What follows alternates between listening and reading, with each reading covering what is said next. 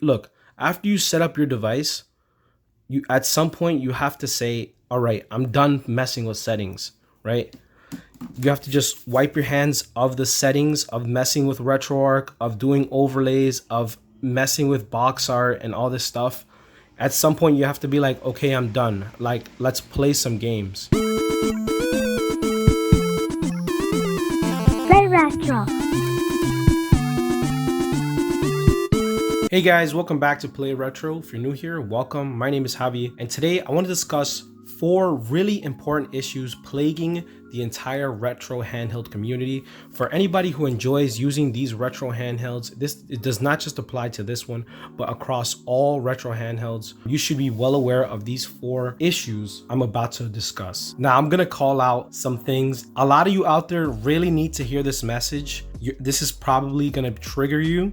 So this is a quick trigger warning, but please do not feel personally attacked by what I'm about to say. So those 4 issues are: 1 is having too many games and dealing with decision fatigue. The second one is just people who just continue messing with settings forever, and all they do is tinker and mess and load games and mess with box art and all this stuff, and they never end up playing the games. They just buy these handhelds to tinker. The next thing I want to discuss is handheld buying addiction. Like people who just buy these for no reason, just to have them. And then the last thing I want to discuss is feeling bad about emulation and playing retro games on these retro handhelds. So let's talk about having too many games. Now I'm gonna get my Mayu Mini booted up. I did want to give you guys another update on this device. This glue is rock solid, in case anybody's wondering. And this is like 72 hours later, probably more. So I'm gonna go into my games list here, and this is probably a good example of having way too many games. You see, like, this is just my Game Boy Advance list, and I can literally click for so long because I have basically the entire GBA ROM set in here. And this is just bad. Like, you have to be honest with yourself and ask yourself, am I really gonna ever play Hot Wheels All Out? No, you know what I mean? Am I ever gonna play Franklin the Turtle? Absolutely not. How about this one right here? This is a classic, Britney's Dance Beat. Like, why is this on my handheld? I will never play this. Or what about this entire Bratz collection over here? Do I need these games? Absolutely not. And that's across all these systems because I chose to load this. This was supposed to be like my master set where I had like every single game, the entire ROM set of, the whole US ROM set for these systems. You can see here, this is 492. This is 1,018 games. Game Boy, we have 532 in here. See, NES, 1,049 NES games. What brings me to my point. This is way too many games. Ultimately, what this does is it creates decision fatigue. So, like, imagine you just want to play an NES game. You have to go through literally 1,000 games to decide what you want to play. This is too many games. And I want to tell you guys, you need to shorten your ROMs list. Bring your ROMs list to like down to like 150, maybe 100 games, and then decide through those, right? And I want to show you guys my solution to this problem, okay, which is going to bring me to my RGB30, where I've found a really good solution for this problem. And you can still keep all your games on your system. Before I show you my RGB30 real quick, I did want to touch on people who just want to spend their entire time with these handhelds tinkering. You're missing the point. Please, look, after you set up your device, at some point you have to say, all right, I'm done messing with settings, right? You have to just wipe your hands of the settings of messing with RetroArch, of doing overlays, of messing with box art and all this stuff. At some point you have to be like, okay, I'm done. Like, let's play some games, you know? Some of you guys really need to hear this. Like, you have to wipe your hands of messing with settings, unless you run into issues where like you're having emulation problems, whatever. That's different. What I'm talking about is just messing with settings to mess with settings to just make things look better or whatever. Do your initial setup and then stop, because at some point you're just getting in the way of yourself from having fun. Okay, So let's set this aside for a second. I want to show you my setup on my RGB 30. Okay, so as you can see, my RGB 30 boots right into my favorites list, and my favorites list just has 5 games in it. And this is what I want you guys to try, okay? For you guys that have decision fatigue and you can't bring yourself to actually play games and finish games and actually enjoy games how you used to, I want you to try this, okay? We're gonna play like a game. So like this handheld is absolutely loaded, right? So I've gone ahead and I've basically hidden all my systems. Right? I actually have a lot of systems on this thing with many games. Like you can see here, I have lots and lots and lots of games. However, I've already gone ahead and basically just hidden all my game systems. So I go in here, I go into my collections to display, and I turn off all of them except the media player. I want to keep the media player for fun. And then I go back, and now all I'm left with is my favorites, my collections, and my media player. So that's gonna basically fix one issue. Now you're not gonna have like a million systems here. So as you can see, I've gone ahead and I've chosen 5 games to be on my favorites list, the games that I'm playing right now. I'm currently playing Mario Tennis. I'm like halfway through already, more than halfway through, having a really good time with this game. And I was just playing some Mario 64. Really good time with this game. And I want to play through Gold again.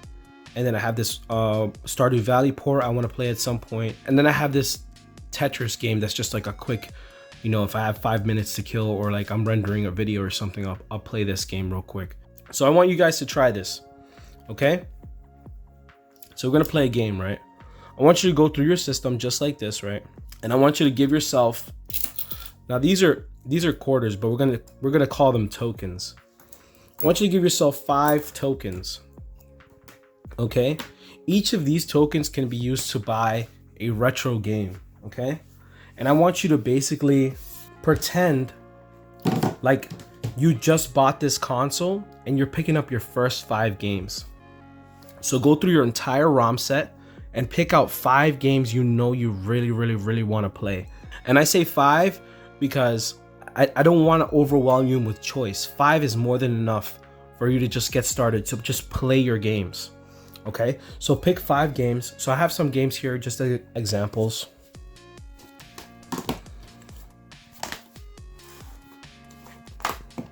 We're gonna pretend these games are retro games, okay?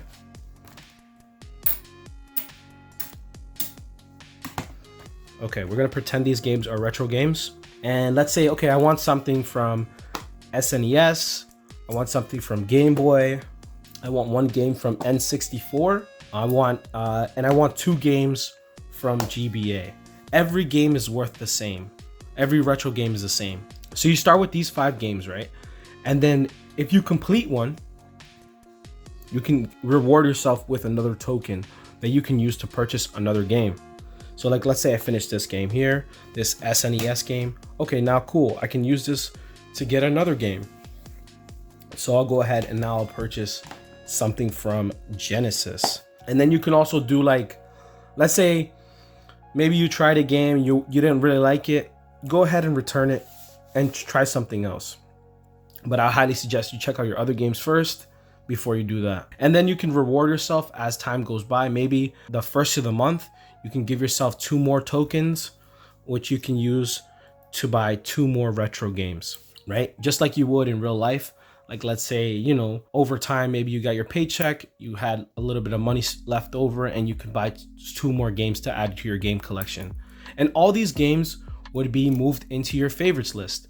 So these 5 games here, I would have here, right? 1, 2, 3, 4, 5. And then when I finish them, I can add to my collection. And let's say I get bored of some of these, I can sell them and get myself, maybe you can do like a 2-for-1, like you're getting robbed at GameStop again. you trade in 2 games and you only get 1 token. That's okay, whatever you want to do. The idea is to shorten your games list a lot, because less is more, and to focus on the games that you actually want to play, and to create some friction for getting new games. That way you have to play the games you have. Now, regarding messing with settings, people who are tinkers, I highly suggest you guys use a kiosk mode. So on this operating system, you can go into UI settings, and then right over here in UI mode, you can change it from full to kiosk. And then it gives you a warning and a password to get out of it. But then once you get out of it, you cannot mess with settings anymore. And it's just like having an actual system. Like, you can't, the only things you can do is like basic functions, like, you know, decrease brightness, increase brightness, change the volume and stuff like that. Because I'm telling you, you guys are getting in the way of yourselves and you're killing the fun for yourself. The fun of this really is not messing with settings. It's about playing games. But yeah, that's what I want to say about that. So please take that into consideration. Please make use of kiosk mode. Take a screenshot of the password so you don't forget it. It's accessible online either way. Make use of that kiosk mode. And that's why also I understand if you're on like stock firmware, this is not going to be possible, but you really want to be using custom firmware for this reason. You want to hide everything from your site. The only thing you should be able to see is your favorites, and boot right into your favorites. If your operating system even has like a cartridge mode where you can like power down and just play one game at a time, use that. That's like the best thing. So it feels like an actual handheld. The next thing I want to talk about is handheld buying addiction. Now, I want to say this. Look, I'm a person that I'm trying to make a living doing this, right? So I buy handhelds strictly to make content. If I wasn't making content about retro handhelds, I would really only have two.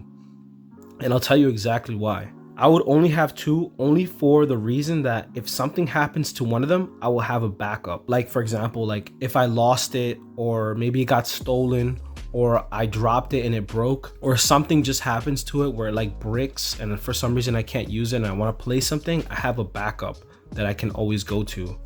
And that's my reason for having two handhelds. Because I have lost a handheld in the past and I hated that feeling of not being able to play. So now I always have two. But now that I'm making videos about these handhelds, I have more just to make content. I would definitely not buy more if I already have two. I know there's guys out there that you're just always chasing the next thing. Like, you bought the RP2, then you bought the RP3, and then the RP3 Plus came out and you bought the RP3 Plus. And now we have the RP4 and the RP4 Pro. But you already bought the Odin 2, but you still want the RP4 because it's just a little bit smaller and fits in your pocket. Please guys, do not fall into this trap. You're wasting your money. 90% of these do the same thing. I know I'm probably gonna get hate for saying this, but please guys, don't waste your money. Like, a valid reason to actually buy handhelds is if you're just a collector, right? That's understandable. Another reason, let's say you're just looking for the right one for you. Like, let's say I bought the Mayu Mini Plus, but it's a little bit small for my hands and I just don't find it that comfortable, right? Whatever, I used it, I enjoyed it, but it's not really for me. So I moved on to the RGB30 and I tried it, but I don't really like the D-pad. Eventually, after maybe 3 or 4 handhelds, I might find the one that's right for me, because now I got to know myself. I know what I like, I know what I dislike, and now I found the correct handheld for me, and I can finally land on the one I want to keep for a long time. That is understandable, but please don't fall into the trap of just trying to get the latest thing. Like, that's a waste of time and really a waste of money. And yeah, that's what I want to say about that. Just appreciate what you have. Because believe it or not, a lot of the times it's enough. If you learn to appreciate what you have, you're going to be happy. And the last thing I want to touch on is basically people who feel ashamed about, playing retro games on these retro handhelds. Now, the legality of playing these games on these retro handhelds is really a gray area. But I want to make a few points about why you shouldn't feel bad about emulating, right? And playing these old games on these handhelds. First of all, retro handhelds are primarily about gaming preservation. Because let's be real, all these retro systems, they're going bad. Their plastic is deteriorating. The batteries in these cartridges, they're going bad. Some of these handhelds are heavily damaged. They're all scratched up. If you try to get like original hardware, a lot of times it's not going to be in good condition. You cannot buy it in stores. New Nintendo and Sega and all these companies are not making products to play older games. Half of the digital stores are being closed. Recently we had the 3DS shop being closed. We're about to lose the Xbox 360 shop, if I'm not mistaken, pretty soon as well. So a lot of games that you loved are gone. There's nowhere you can actually buy them unless you try to buy them secondhand. And if you know, the retro game secondhand market is crazy out of control.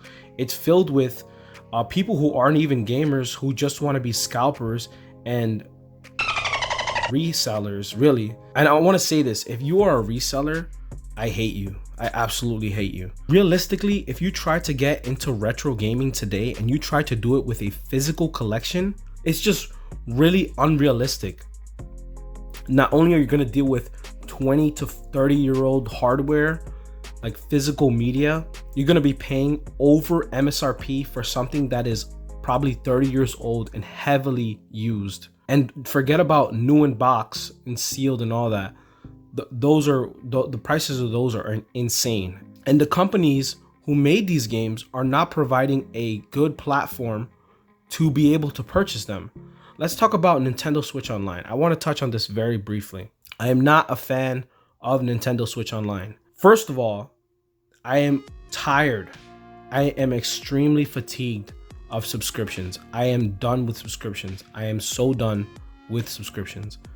The fact that we cannot just purchase the game we want is crazy to me. We cannot own anything anymore. I hate Nintendo for creating Nintendo Switch Online. I do not like it. It's a bad service, in my opinion. And then on top of that, they don't even give you access to the entire game library. They're drip feeding you games, maybe 2 or 3 a month or something. Like, that's crazy to me. I want to show you something.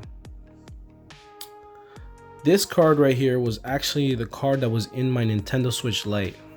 And I actually sold my Switch, kept this card, and bought a Mayu Mini because I was so fed up with Nintendo Switch Online. And that's how I feel about it. So if somebody says, oh, this is piracy and it's not legal and blah, blah, blah, blah, blah. At the end of the day, how are you going to play these games if you can't buy them? You expect me to pay a scalper online to play them? It doesn't make sense. And that money, even if I bought it from a scalper online, that money is not going to Nintendo or the company that made the game you're trying to play. That money is not going to go towards Sega. That money is not going to go towards Nintendo. It's going to go to the scalper. That's my take on the whole legality of it. Do not feel bad about playing your retro games on these handhelds. Until an actual good solution is out, you should not feel bad whatsoever. So yeah, guys, that's gonna be it for this video. This video was inspired by a post I made today. I was telling you guys, a friendly reminder to play your games, because there's a lot of people in the comments that keep saying this, that, oh, they spend too much time tinkering, or they have too many games and they never know what to play, or they fall into the trap of just, oh man, I feel bad that I have this handheld, but this other handheld just came out. I hope this message finds you well. I hope you guys give my method a try on just, getting your game list down to just 5 favorites and playing those games. And when you finish those, you can get new ones, just like you did with actual physical media, and see if this helps you. You don't have to do it, obviously, but just try it, see if it works for you. Anyway, let me know in the comments if you guys are gonna actually try this. And if you made it to the end of the video, thank you so much for watching. My name is Javi. I'll see you in the next one.